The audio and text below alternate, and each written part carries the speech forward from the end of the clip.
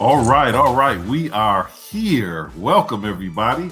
This is your man, Jason O. Myles, hashtag the real estate trainer. And we have a special guest live on location. Who do we have live on location over there? Hello, and thank you. Thank you very much. No, it's Steve. It's Steve Connolly in disguise, of course. Got my ensemble going on here. Just, so I'm on location at one of our renovation properties, having a good time. By the way, hashtag unemployable. When I show up like this at work, they just say, you don't really belong here. So, Yeah, man. What are we gonna talk about today, Mr. Jason? Oh my. Well, we're back on location, and or I should say, you're back on location, and we want to talk about. We want to really stress the importance of what to look for in deals, but more importantly, in this particular episode, we want to talk about not just the importance of knowing what you're doing in your deal, but how you're going to fund it properly, the importance of having the right team, and all that goes into really making an opportunity come to reality and show profit for you. So, because there's a lot of different things that go into that. Wouldn't you agree, Steve? Yes, I would. And these are the things that we talked about before the show. And as we're now entering the show, I think we might want to cover a little bit of the numbers as well. The purchase price, the renovation, the neighborhood, their ARVs. Your basic things that we continue to go over every single time when we're buying a house or a property or a multifamily. It doesn't really matter. It's the same, Yeah, and it's and it's important to make sure that those numbers are understood. I mean, it's equally as important to make sure that your numbers are understood as it is in having the right team. Totally. I was talking to a guy yesterday, and he said, "Well, what do you think about this?" And he starts talking about that's 3-bedroom, 2-bath. And I hear no numbers. I said, I need numbers. I just need the numbers. That's all I need. I don't care where the living room is. Just that it happens.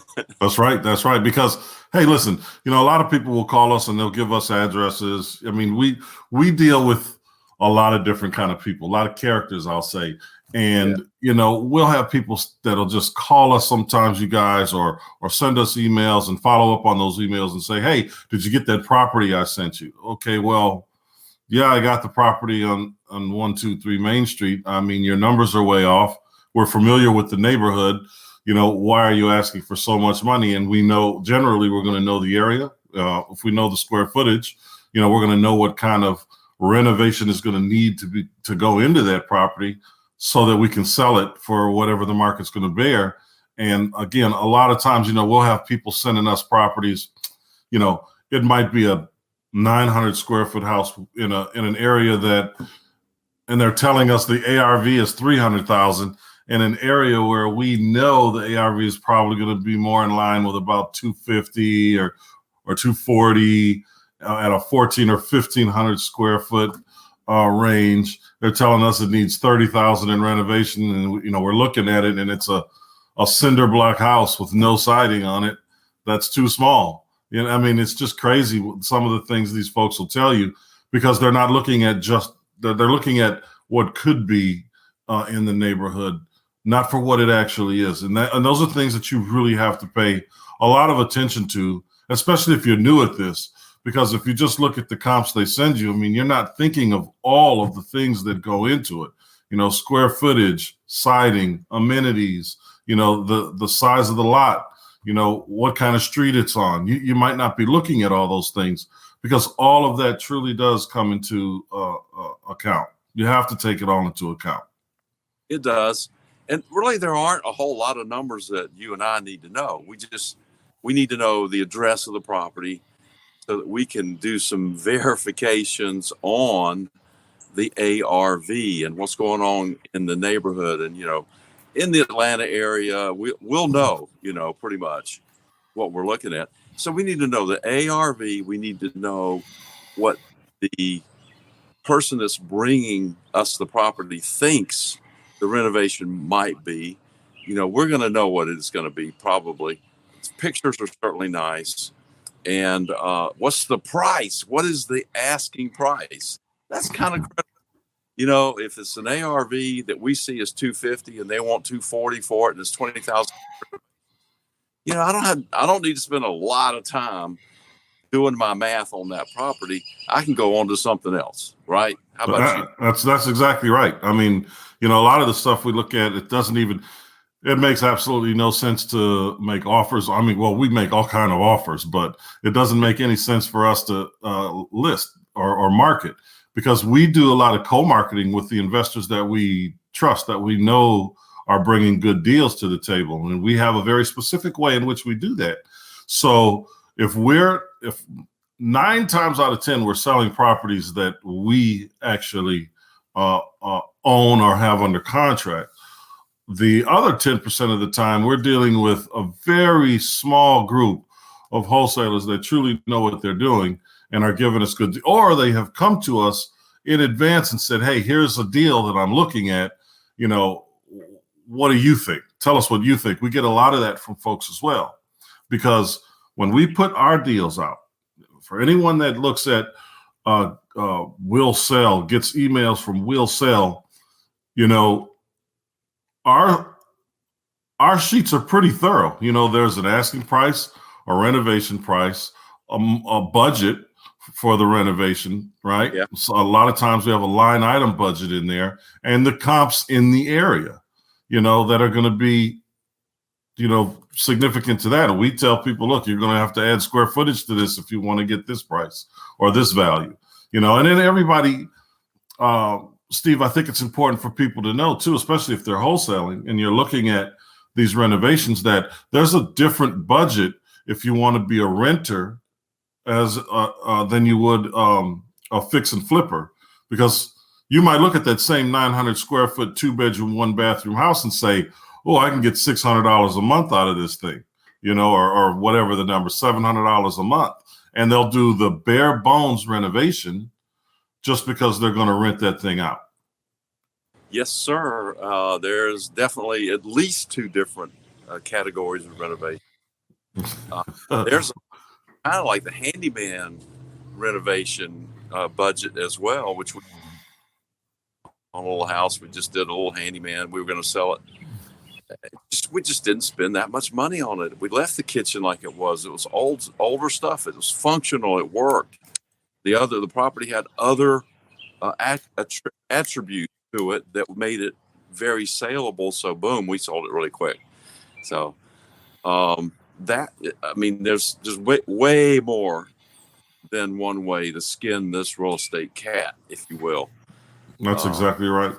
Yeah. And a lot of people just don't know that, or they, so many people all the time get hung up on the stuff they see on television, walking out to a property, standing in front of it, doing an auction right in front of the house, or, just these outlandish things, some of these significant fix and flips where they have to go pull permits and get drawings done, and they're done in 60 days. It's just unrealistic unless it's already set up, right? Yeah. So, those things you have to understand. And now, living in the world that we're living in today, when we have municipalities that are either shut down or working with a skeleton crew, I know where we are, as you're listening to us today, we have to file for permits online. And it's a process. And it takes time. It wasn't efficient anyway already, right? By any stretch of the imagination, it wasn't efficient. But now that this COVID is occurring, there's a lot more time that goes into it, which stresses again the importance of making sure that your numbers are right and making sure you're putting in the right offer. Because as a wholesaler, you're not thinking like a person that's going to be the fix and flipper, but you need to put yourself in their shoes, because the fix and flipper now is going to have to hold that property at least 60 days longer than they expected. Could be 90 days longer than they expected, but at least that. And they're considering all of that when they're buying these things. So you have to consider your offers and getting the absolute best price, knowing that things are slower. Slow things cost more money. So you have to be in position for that if you want to be effective as a wholesaler. And that might bring us to the topic of funding your renovations, funding your projects. And as you mentioned earlier, the proper crews to get things done. I know that I contacted my GC, one of our GCs, about getting a permit on the property. And he said, it's going to take some time. And honestly, that kind of surprised me. I said, I thought we were opening back up. I'm over here in Steve's world, I guess. And not really always 100% in this reality. Anyhow, so yes, it's going to take more time. That's basically the bottom line there. So, and we have to be prepared for it. That's all. I mean, we have obviously seen the slowdown in our business as it relates to getting the permits on projects like you're at right now, and getting inspections on projects like you're at right now. Having the city or the bank. This particular project, thank goodness, we got the permit before the virus hit. We did get a stop work order. Oh my God. One of those, which we got cleared up during the virus. So our crew is getting ready to get back over here, right here, next week. No, tomorrow. Mm-hmm. Tomorrow. And so we're knocking this thing on out in about 2.5 weeks. That's right. Well, Steve, look, we got to take a quick break, and let's come back and talk about this deal that you're walking through today.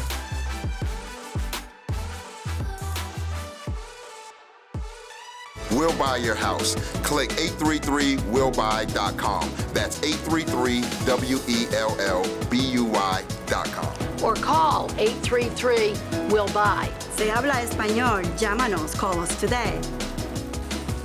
I guess we're back. Hey, this is Steve Connolly, Real Estate 360, Jason Myles. Hello. Yes, sir.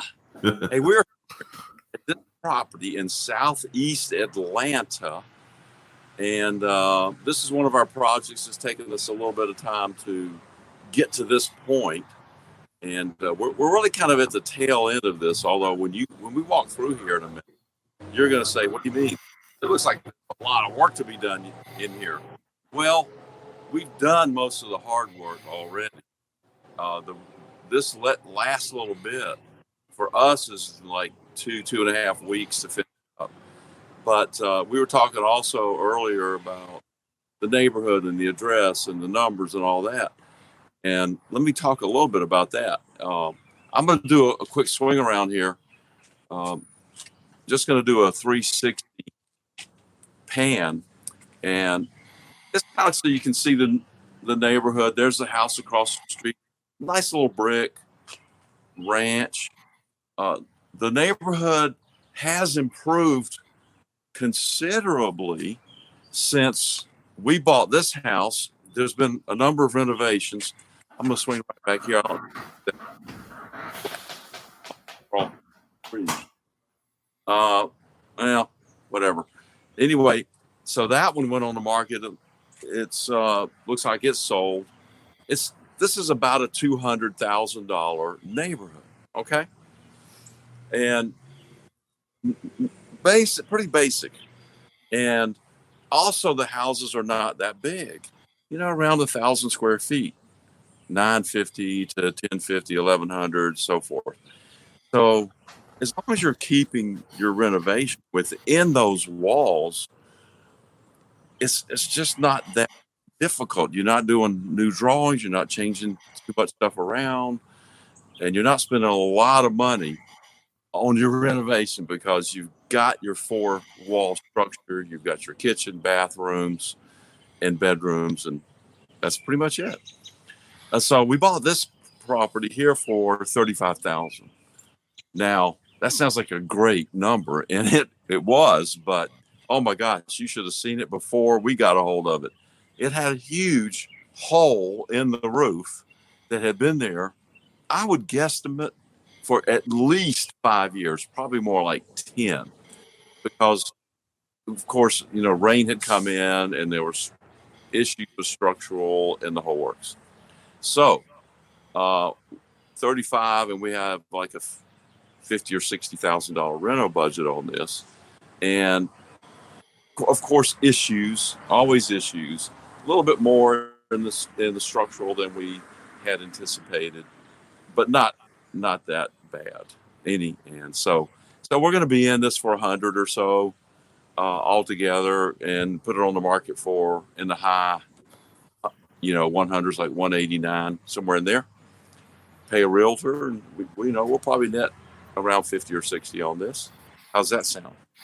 I think that's a solid deal. Knowing the neighborhood, being, and it's amazing because this is a neighborhood that for a long time couldn't even imagine the kind of numbers it's getting right now. I mean, this was when you say it has considerably changed. I mean, it has considerably changed. I mean, that is a very political way of saying what has occurred over there over just, I'd say, the past 10 years, really. And right. I'm glad you mentioned that. And really, when we got here, and I drove through the neighborhood, looking at this house, of course, and down the street is another house that had just been renovated, put on the market for over 200, same square footage, with another investor that we know locally, and it was on the retail market. I'd watched it, and we'll look back at the history for it took them like 5 or 6 months to sell it, and I know why. They were having trouble getting people to qualify for it. I'm sure that's what it was. But it finally sold right around a little over 200, and I said, okay, that's the anchor property for this neighborhood. And so I said, all right, I'm in. So I was following the leader on that to a certain extent. And then, so we started on this one, and then other people saw that going on. So, the synergy of just other things happening in the neighborhood. And so that kind of kicked things off. We were not the pioneers on this one, although we were right behind. Yeah. Let me put it this way. We weren't the scout. So the scout's the first guy out there. And so we were the pioneers right behind the scout to say, okay, yeah, we see what you're talking about. Let's go. And you want to take a look through? Yeah, let's do it. But while you're preparing for that, I just want to reach out to everybody that's listening right now and tell them thank you, or say to them, thank you. Thank you very much for listening to us. Thank you for sharing. Thank you for subscribing to our podcast, which you can listen anywhere. It's right down there. Anywhere it's available, Spotify, Amazon, Alexa, anything, all of it. Thank you for listening. Please continue to listen and share. Make sure that you're checking out the website, realestate360show.com. You can watch us visibly there. If you're only hearing us right now or only hearing us on your podcast, you can see us right there at realestate360show.com. You can see what kind of courses that we have coming up, which kind of events that we have coming up, all these different things, all this information. You can even download the free 4-week action plan right there. The 4-week action plan is an outline of everything that you need to do to set your business up right over the course of the first 30 days to get you in position to find success, from the structuring of your business to going out there and starting the market and making deals, right? It gives you everything you should be doing for 4 weeks, all right? Everything you need to do in week 1, week 2, week 3, week 4. And if you have any questions, and if you want to get more involved in your business or just the real estate industry as an investor, make sure you go to realestate360show.com, see what kind of events and courses we have coming up, and just take full advantage of it. But in the meantime, again, thank you. Thank you for watching. Thank you for listening. Thank you for sharing. Please continue to do so. So let's get back to boots on the ground, can we? Yes, sir. But I got to say one thing, and listen to me carefully. Holy crap! You sent me the link to what you've put together on this training program, and it's like, oh my God! It's amazing what you've done. I am totally impressed. It is solid. I mean, where else can you go to get, I mean, you're going to get an individual roadmap for what it is you want to do and how you want to do it. It's basically like a guidance service on top of all the education and the downloads. I mean, it's unlike anything really that's in the market. It truly is. Nothing like it. Because there's nothing or no one like Jason O. Myles. Oh, you're too kind sir. You're too kind. But that's okay. It's true. So Steve, I'm looking at this lovely indoor fence you have. Well, yeah, I'm going to talk about that, but I want to do a quick 360 to give everyone a perspective. So what we're looking at here is, of course, the living room, kitchen. That's the kitchen, right there. It doesn't look like a kitchen, but it will. Give us a minute. Back deck, we added that. We added this little room here, which was a laundry room. We just kind of reconfigured it and converted it to bath. And of course, that's the front door right there. Right there. And yeah, you like the fence, huh? I like the fence. It's a unique fixture. It's like your own little accent wall in there. Exactly. We're beginning with that to create like a little accent wall in the living room. I'm kidding. So no, that's just on the window to cover it up so people won't mess with our stuff. So if you look down here at these floors, they're all pretty much new underlayment because we've gone in and changed out a lot of the structural members in this house. Oops. Okay. Right there, you can see a whole bunch of new floor joist, right? I'm assuming you had a lot of rotten floor joists and uneven floors. We did. This is the room right here. This is the back bedroom. This was let's call it a skylight, like a 10 by 10 skylight with, no glass over it. That's where the hole was in the roof right here. So this room right here, we had to rebuild pretty much the whole floor structure and everything. This is the master bedroom. And, that's our master closet. I'm just going to try to swing this thing around here like that because I really can't get in there. But that's our master bathroom. And so, I was saying earlier that this is like a 2.5 week job for us. We're going to knock it on out. This looks like a lot of work, and it is for most people a lot of work. This is the second bedroom. We have a number of our supplies in here, flooring and so forth, just getting things ready to go. Electrical's all brand new. There's the box. Second bedroom there. I mean, it's a house. It's basically a box, and that's what we all live in. We live in these boxes. And so we're going to come and finish up the electrical. Power's on, water's on. Permits are in place. Now, all we have to do is just do the work and going to come in and do hardwoods in here, new kitchen, new bathrooms. Now, Steve, you got a second bathroom in that house, right? Because originally it was a 3-1. Correct. Yeah, and this will be it. That little room right here. It's just slash. Well, look, we got to take a break, but I want you to, when we get back, to describe the thought process that went into squeezing in that second bathroom to make it an efficient home. I'll do my best.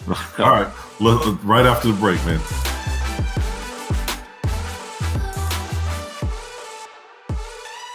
Do you need to sell your house?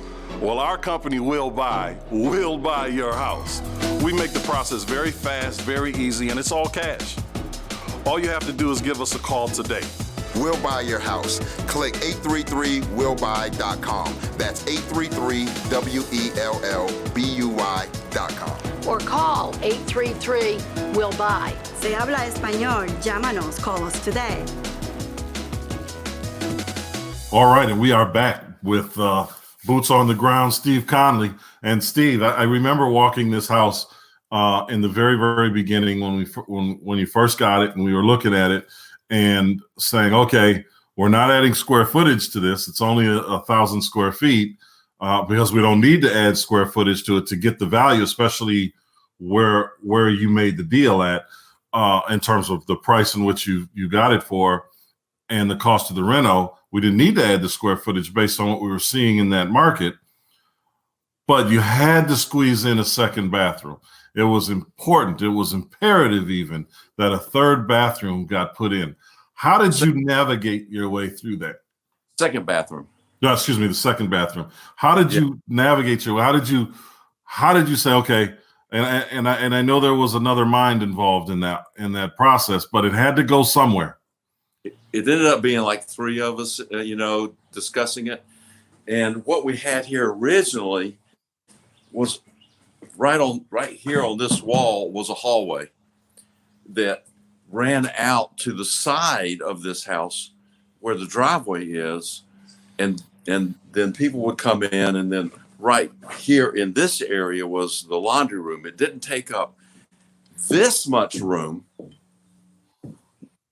So we brought this wall out a little bit, and we got rid of this hallway. So that hallways are useless, they just don't add any living square footage.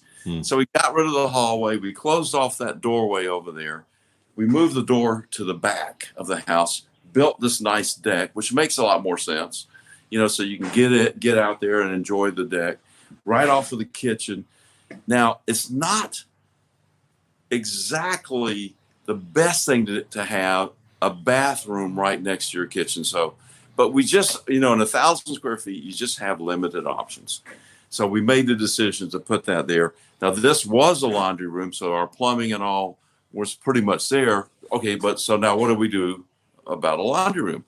So we came over here and we built out this into a laundry room. You can see the little laundry room fixtures right in there.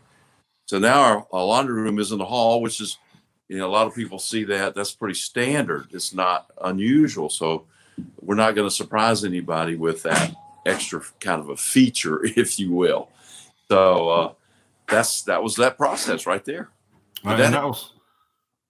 Yeah, absolutely answered the question, because there was a lot of thought. There's a lot of thought that has to go into those old builds. This is, again, it's 1,000 square feet. It's not a lot at all to work with. If I'm not mistaken, this house was built in the 60s, like in the early 60s or late 50s, if I'm not mistaken. And there's just not a lot of room to work with in 1,000 square feet. It's just not, especially from the floor plans that were utilized back in the day. It would have been very easy if we were in another city where a 2-bedroom, or another part of the city where a 2-bedroom, 2-bathroom, 1,000 square foot house is sought after, but that's not that part of the city, right? And we could have certainly taken the chance to leave it as a 3-1, but that's taking a chance, and we would be taking a hit on the value and the appraisal and the demand, and people that would want a 3-bedroom, 1-bath. It just cuts down on our market. There aren't that many people that want that. But that's exactly right, and it would have sold better as a 2-2, not as a 3-2. As a 3-2, it'll sell a lot better. Evaluation's going to be better. Yeah. But if we could have just taken that house and moved it to another part of town, it would have been a very easy thing to do in terms of changing it to a 2-bedroom, 2-bathroom, keeping that 1,000 square footage. Like if that house was in, Midtown or in Druid Hills or any Buckhead even, that would have been a solid purchase at a totally different dollar amount as well. But it would have been great, but it isn't there. It's where it is. So we have to, as fix and flippers, find ways to make things work efficiently and effectively for the market. You also mentioned that you're going to keep that number, bring that number down, even though we know that there's 200 and 210 and 208 right there in the neighborhood. I mean, there's one on the block, you know.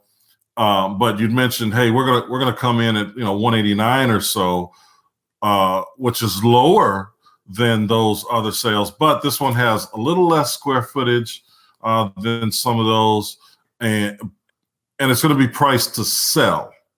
It's going to be priced to sell in the market that we're in today, as opposed to trying to get every dollar out of it, which some people will do. And I know you can attest to that, Steve. Some people will say, well, they've got $210,000 sales. I want at least 205, and then they hold it for 5 or 6 months, all the while spending money. Right? They're spending money on the mortgage payments, paying interest on that thing, which you don't get back. You're just throwing money in the well at that point. When they could have gotten 189, sold it quickly, and saved themselves $5,000 or $6,000, and just been done and out of the deal. Correct? Correct. And even if they do get their number, their higher price, and it takes 5 or 6 months, they're right back to where we are right now, which is, okay, let's get it on the market for 189. Same thing, except we've moved our money a little faster. That's right, because it's the opportunity cost as well. So even if you do the simple math and say, hey, listen, my payment is $1,000 a month. It took me 6 months to sell it. I wanted 205. I got 205. We're grossing, 199. We make $10,000 more. Yeah, but what could you have done over the course of 6 months with that $6,000 that you're talking about you saved? The opportunity cost is, in my opinion, too great. That $6,000 that you held out for, or an extra $10,000 that you held out for 6 months, could have got you 2 more deals that made you $10,000 apiece. Good point. I didn't think about that. Yeah. The opportunity cost is phenomenal when you look at things. Time and money are they're just wrapped around each other. You know what I mean? So yes.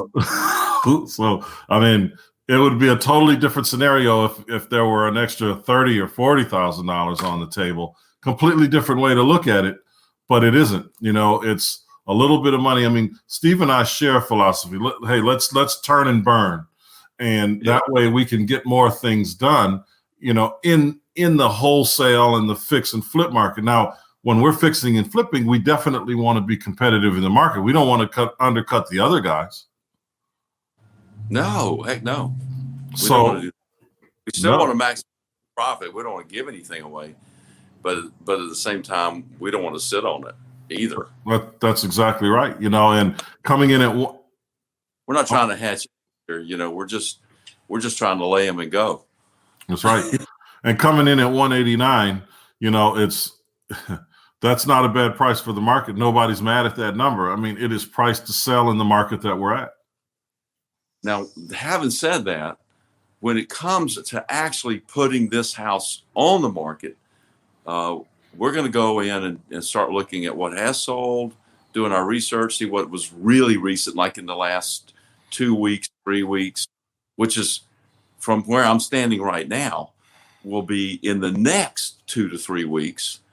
What happens? What's going to happen in the next 2 to 3 weeks? When we get there, we'll look back and say, okay, maybe some things have changed, maybe they haven't. I don't know. Then we'll make a final determination. Hey, we might be at 199. We might think 199 might be a good price to sell it quickly in the marketplace today.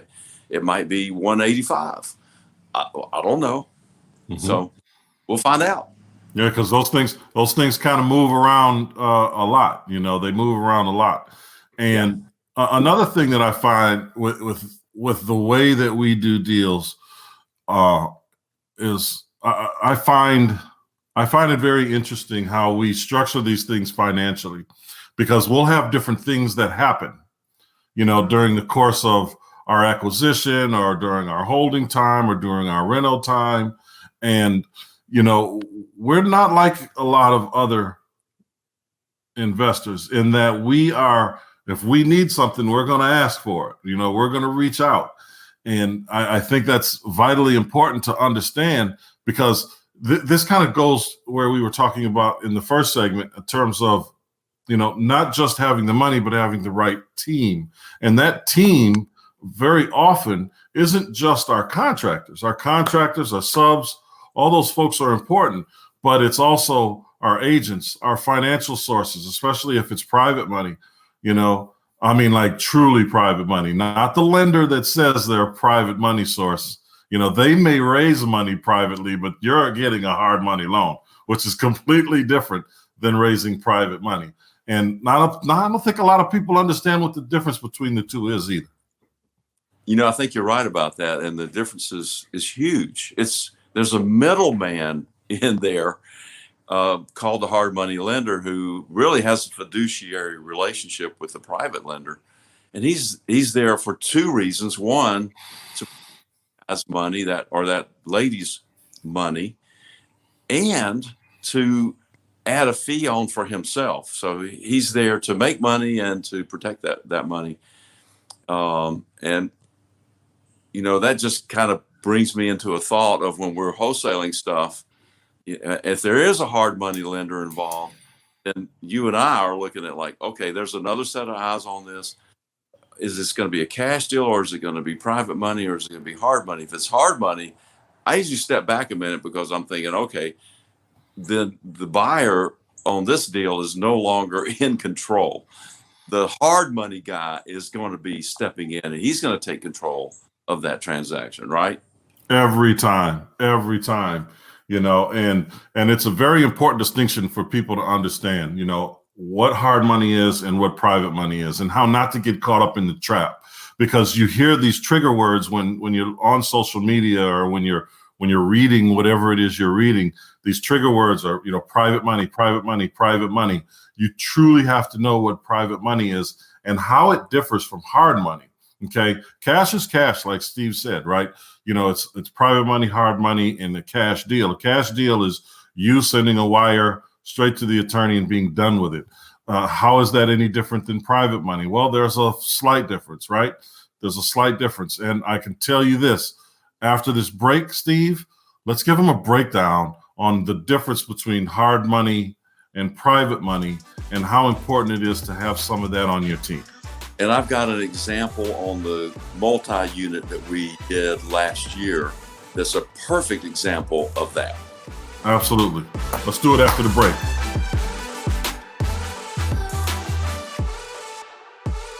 Hi, this is Sammy with Sammy Hadid Real Estate Keller Williams. Are you looking for a top producing agent who will look out for your best interests? Top dollar on the sale of your home, a well-negotiated contract, an efficient closing? Please call me at 305-978-4249. I'm more than happy to set up a consultation. I'll put together a proposal for you to net top dollar for your home, what it is that I'm doing to get all my homes sold. Then you can decide what's best for you. Again, I'll do whatever it takes to get your home sold for top dollar, and I promise you that I will protect your equity with my life. 305-978-4249. Sammy Hadid, Hadid.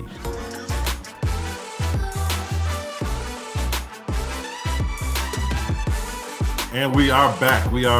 And hey guys, Steve and I are talking about right now your team and what that means. And we talked a lot last week about your construction team and putting it together and so on and so forth. And now we're talking about not just that and the importance of having that and understanding that process, but understanding how your money flows in that process as well, what your team is like in that money.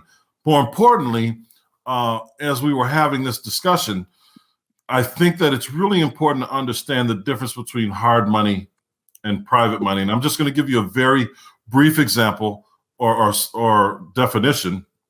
And Steve's got a great example that he's going to share. So the definition, this is a loose definition, of course, but hard money is hard money. If you're going through a lender, and a lot of hard money lenders, at least it used to be where your credit really didn't matter, right? But now it does. You have to go through this application process, and You have to go through their vetting process. And if they don't like the deal, or if they don't like the ARV, or if they don't like the budget that you put forward, they're going to cut it here and they're going to cut it there. It doesn't matter what you believe that you can get for it or what you may know you can get for it. That hard money lender is going to insert themselves in the deal. And just like Steve said in the last segment, you are no longer in control of that deal. You're in control of getting the stuff done, but you're not driving the car. You're more like the navigator, right?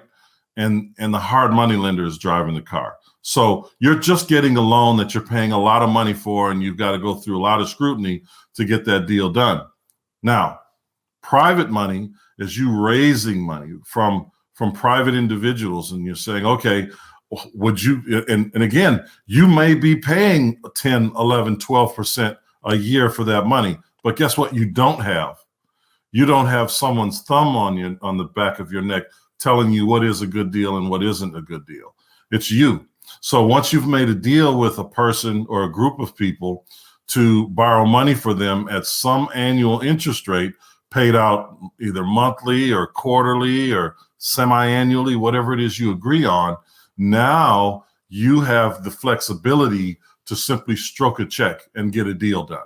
You're paying interest on it. It's not a quote unquote cash deal because you're paying interest on the money, but it's structured like a cash deal. You're paying interest. You might borrow all of the money. It might be acquisition and renovation money, and it's just sitting there for you to get it done. Now you don't have to wait for the inspector to come, the lending inspector, that is, to come and check it out. You don't have an inspection fee, of anywhere between $150 and $200, sometimes $250. You just don't have that. So by raising private money, you have now created ease of business for yourself, ease of doing deals without the scrutiny of a hard money lender. And some people may say, hey, the checks and balances, we need it.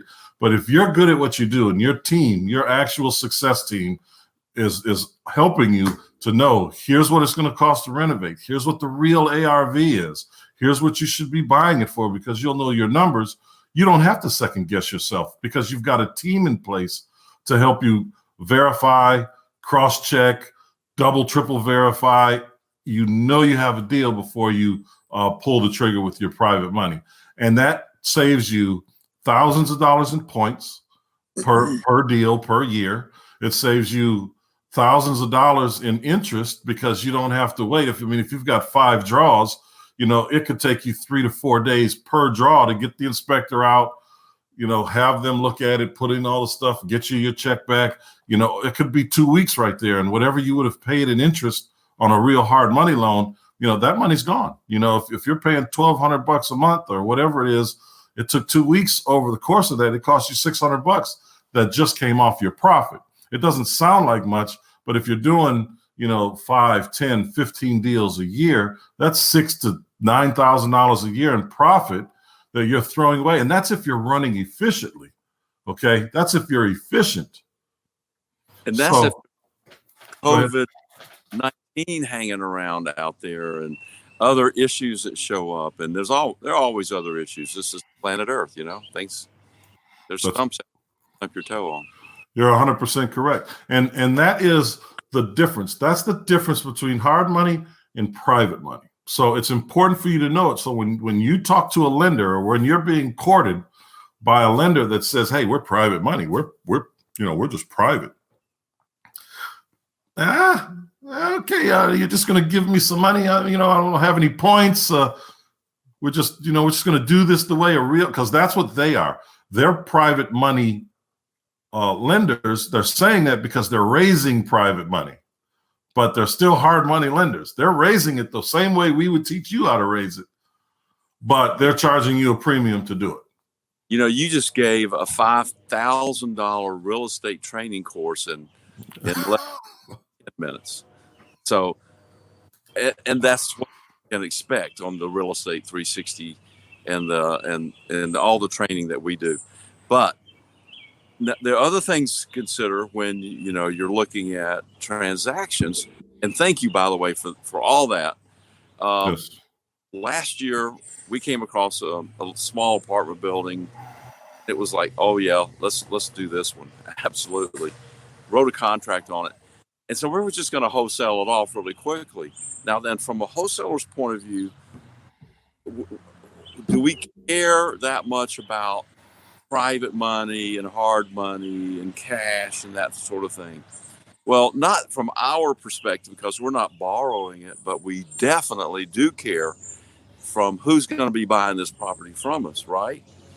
Because now we got to know, if we're just going to wholesale it, that means we're not going to go get the money and buy this thing. We're just going to write the contract and sell the contract. But we need to know, is the guy buying it going to be able to qualify and get the transaction closed? Is he going to do it on time, right? So, so we wrote a contract on this apartment building, made a couple calls, had a guy that's interested, gave an offer out there. He said, he didn't say yeah, he didn't say no. He said, we need to do some due diligence. A couple days went by. I got impatient. I put it out on the marketing, Actually, I was really pressuring them a bit. Just let's get real. So I stuck it out on marketing for like $200,000 more. I got another offer in that was like $180,000 higher than the offer that this other fella and I had already agreed on, right? Now, here's the difference. His was all cash. He said, listen, whatever you want, if you want $10,000 in earnest money, if you want $50,000 in earnest money, if you want it wire, he finally came around when he saw that I sent it out, and I said, listen, I already got another contract here for $180,000 more than our deal. He said, I told you I need some due diligence. And I said, well, I gave you 2 days, and I know what he was thinking. He was thinking a week, or at least, it's an apartment building. And I'm thinking, you don't need to think about this. It's not, how much due diligence do you need? So anyway, that was a little bit of disconnect on that. So we got all that straight. And finally, but the second offer, even though it was significantly more money, right? It had a lending component in there. So the buyer was saying, okay, I need to get the appraiser over here. I need to get the lender over here. All of a sudden there's a bunch of fiery hoops that have to be jumped through, even though I might not be the one jumping through them. I'm going to be standing next to the fire on the hoops because it's my transaction. I've got a contract to buy it. I've got earnest money on it. And, hey, and that means, Myles and I are in this, and we need to make sure that on the back end, it's going to go through. So again, the financing contingency, whether it's private, whether it's hard money, had this been private funds, whole different story. We could have gotten the private lender on the phone or cash, money on the phone, whatever it is, and say, hey, you going to put the money up for this property? Yes. Okay, done deal. That's great. But it wasn't. It was more of a hard money transaction. And we want to see the end of this. How's it going to play out, right? So yeah, I signed the original one. It was $180,000 less. Ended up with a significant amount of respect from that particular individual. I know he has a lot of cash, and one day we'll do another deal. Up to now, we haven't, because he's picky, too damn picky. I can't get anything for him. Hey, it's what they say. He who has the gold makes the rules, right? That's right. And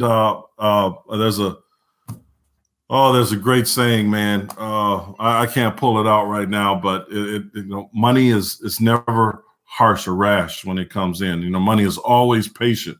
The money always has the last say in the deal. It always does. And if we know that going in, as we've already learned through our years of experience, we package these things up in a manner that is respected by the people that are looking at it. We are not those guys that are in the market that are just throwing stuff out there, because as you said a few minutes ago, we are making sure that we're looking out for the buyer as well as our profit margin. because it makes no sense to go out there and make deals that people can't buy because the lending doesn't exist for that particular kind of a transaction, right? So we've done that. We've mastered that. We know what's out there. Even when things are shifting and changing, we have to sometimes go back and negotiate our deals. That's just the way things go. That's right. And right now, though, our perspective is, we're just not going to do one that is even marginal.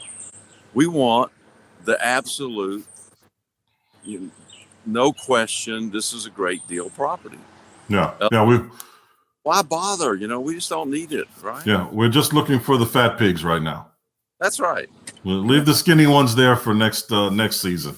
Let them fatten themselves. Be ready. That's right. Hey, but Steve, we've got to get out of here. But yes, we do. I want to thank everybody for watching and encourage you again to go to our podcast, Real Estate 360, wherever you get your podcasts.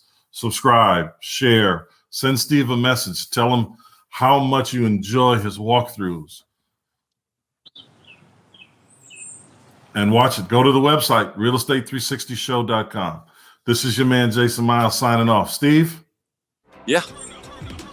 Signing off. Peace. Peace.